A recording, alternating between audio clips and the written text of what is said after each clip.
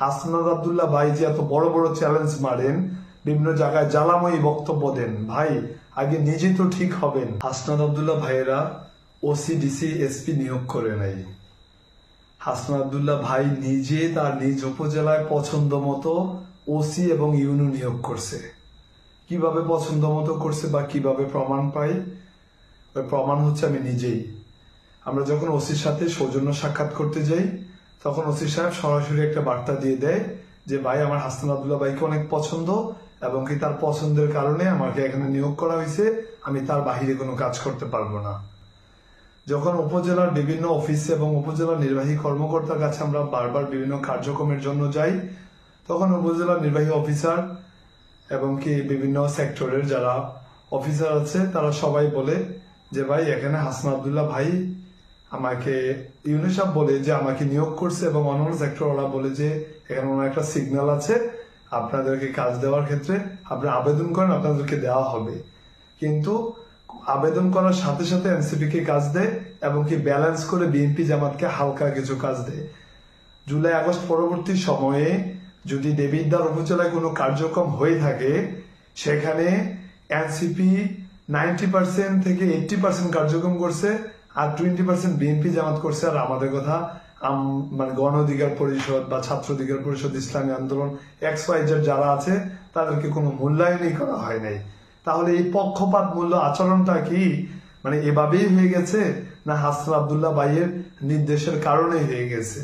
হাসনাত আব্দুল্লাহ ভাই যে এত বড় বড় চ্যালেঞ্জ মারেন, বিভিন্ন জায়গায় জ্বালাময়ী বক্তব্য দেন, ভাই আগে নিজে তো ঠিক হবেন। আপনার নিজ উপজেলায় আপনি আওয়ামী সুবিধাভোগী লোকদেরকে দিয়ে আপনি এনসিপির কার্যক্রম পরিচালনা করতেছেন। তার মধ্যে উল্লেখযোগ্য আমাদের দেবিদ্বার উপজেলা পৌরসভা দীর্ঘ বছর গঠন হওয়ার পরেও কখনো নির্বাচন হয় নাই বিভিন্ন জটিলতার কারণে।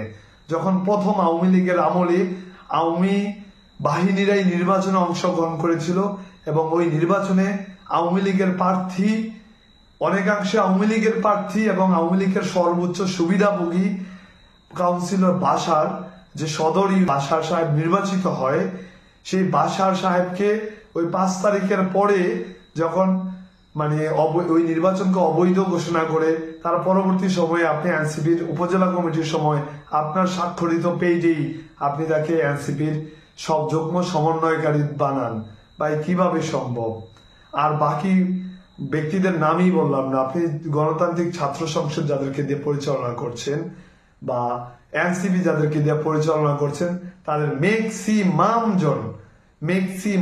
জন সুবিধাভোগী এবং এক সময় তারা ছাত্রলীগের রাজনীতির সাথে সম্পৃক্ত ছিল, এক সময় তারা আওয়ামী লীগের রাজনীতির সাথে সম্পৃক্ত ছিল।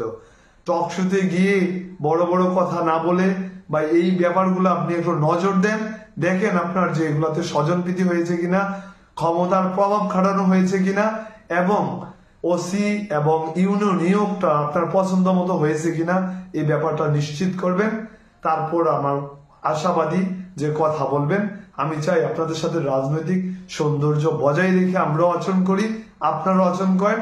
আপনি আমার স্কুলের বড় ভাই, আমরা একই স্কুলের পড়াশোনা করেছি, আপনি 2 বেশ সিনিয়র, সেক্ষেত্রে আপনার প্রতি একটা আহ্বান থাকবে, ভাই আপনি আপনার বর্তমান প্রেক্ষাপটকে বিচার করুন, তারপর অন্যকে নিয়ে কথা বলুন। ধন্যবাদ।